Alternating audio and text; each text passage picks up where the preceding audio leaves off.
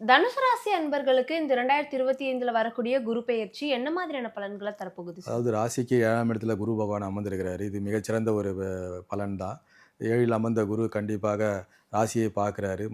11, 1, 3 இந்த 3 இடங்கள்ல குரு பகவான் தன்னுடைய பார்வைய பதிக்கிறாரு. ஸோ பார்த்தீங்கன்னா, ஆயுள் தீர்க்கமாகும். அப்புறம் வந்து பார்த்தீங்கன்னா, நினைவாற்றல் அதிகமா இருக்கும்.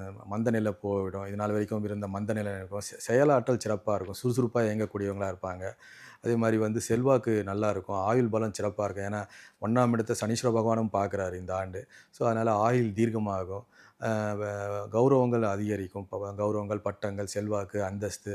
ஏன்னா, அவரு குரு பகவான் தன்னுடைய சொந்த வீட்டையே பார்க்குறாரு. தன்னுடைய சொந்த வீட்ட பார்க்கும்போது இன்னும் சிறப்பு.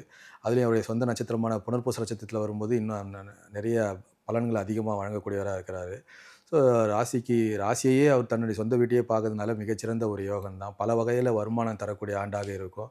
மறு திருமணத்துக்காக காத்துட்டு இருக்கிறவங்க தனுசு ராசி நேயர்கள் கண்டிப்பா இந்த ஆண்டு மறு திருமணம் கிடைச்சிருக்கும். ரொம்ப நாளா விவாகரத்து நடந்து திருமணம் ஆகாதவர்களுக்கு மறு திருமணம் கண்டிப்பா ஏற்படும். நோயிலிருந்து அவதிப்பட்டவங்க நோயிலிருந்து விடுதலை ஆடுவாங்க. வழக்குகள சந்திச்சிருந்தாங்கன்னா, வழக்குலேருந்து விடுதலை ஆவாங்க.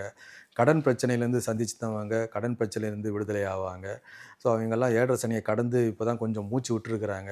இருந்தாலும் இப்போ போய் அர்த்தாஷ்டம சனி, அதாவது அஷ்டம சனியில பாதி தனுசு ராசிகளுக்கு ஆரம்பமாயிருக்கு. இருந்தாலும் ராசிய வந்து சனீஸ்வர பகவானும், குரு பகவானும் பார்க்கறதுனால அதுலேருந்து வெளியேறிடுவாங்க. அ பூமி யோகம் கண்டிப்பாக இருக்கு. பல வகையில வருமானத்த பெறக்கூடியவங்களா இருப்பாங்க.